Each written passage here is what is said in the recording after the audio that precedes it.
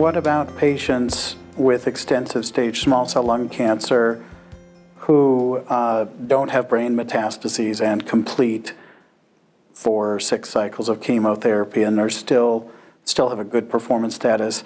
We've seen conflicting results on the potential value of prophylactic cranial irradiation, some suggesting a significant survival benefit, some even suggesting harm, and a greater concern, I would say, throughout cancer, and certainly lung cancer, about cognitive side effects of brain radiation. So where does that leave you in terms of what you say to a patient who's finishing first-line therapy and still has a good performance status?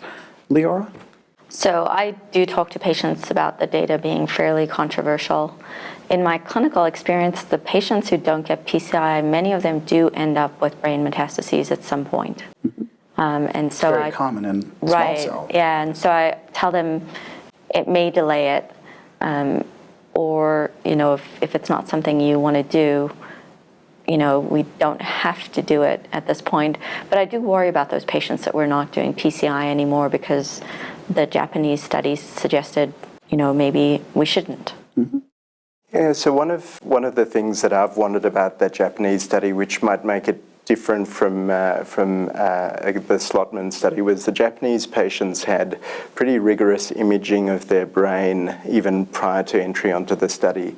So that study, to my recollection, gave PCI to patients who didn't have brain metastases. Mm-hmm. And I wonder whether that might be an explanation for the differences seen.